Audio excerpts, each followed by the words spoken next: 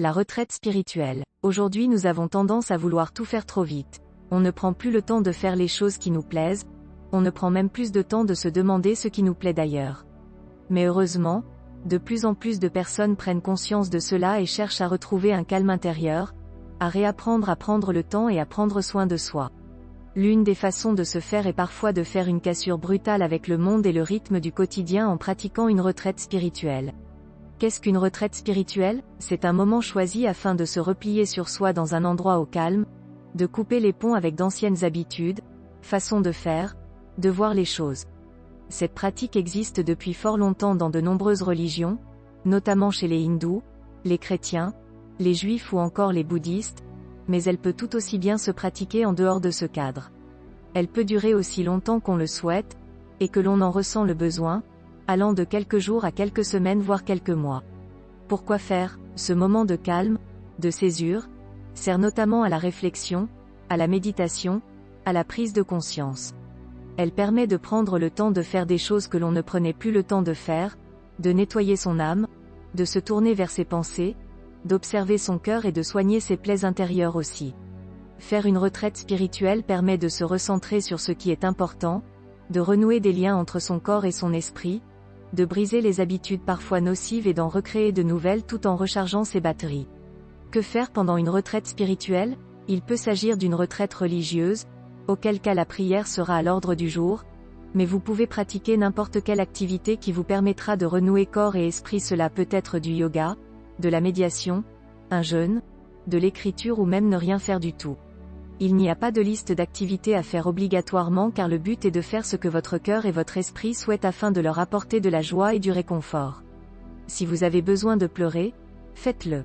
Si vous voulez chanter, faites-le. Le but est d'agir en pleine conscience, dans le calme et de se pencher sur des choses belles et apaisantes pour l'esprit, de la lecture, des images, des musiques. Comment se préparer à une retraite spirituelle? Il n'y a pas de préparation particulière. Il faut surtout se sentir prêt, avoir envie de changement, se sentir mentalement disponible, ou ressentir le besoin de se retrouver. Il faut aussi accepter de couper toute forme de communication pendant la durée de ce moment, que ce soit par téléphone, internet ou autre. Souvent les retraites se font même dans le silence, mais ce n'est pas une obligation, et parfois il vous est même proposé d'écouter des conférences et de pratiquer des exercices spirituels vocaux. Quand faire une retraite spirituelle? Quand vous en sentez le besoin. Il n'y a pas de calendrier ou de dates obligatoires. Si vous choisissez de la faire, c'est que vous vous sentez prêt et que vous en avez besoin et envie. Où aller? Il y a de nombreux endroits en France comme à l'étranger qui proposent des retraites organisées. Une retraite spirituelle se pratique souvent dans un établissement religieux, mais elle peut aussi avoir lieu dans un village rustique, dans une petite auberge de campagne, dans un hôtel particulier ou un chalet de montagne.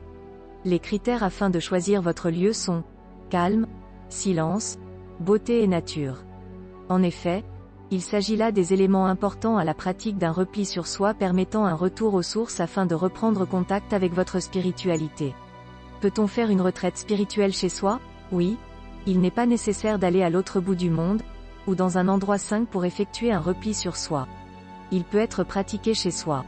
Il suffit pour cela de bien débrancher ses moyens de communication externes, et de prévoir ce dont vous avez besoin afin de ne pas sortir de chez vous, sinon vous briserez la magie de votre réflexion interne. Ce moment doit surtout être rempli de silence, de vide, et de calme afin que vous puissiez vous connecter à votre fort intérieur, à votre part spirituelle si souvent négligée. Si vous choisissez de l'organiser chez vous, munissez-vous de bougies, de belles citations, de beaux textes, de belles peintures, dessins, de lampes de sel, de l'encens, d'habits confortables et pensez bien à couper vos téléphones et la sonnette de la porte d'entrée.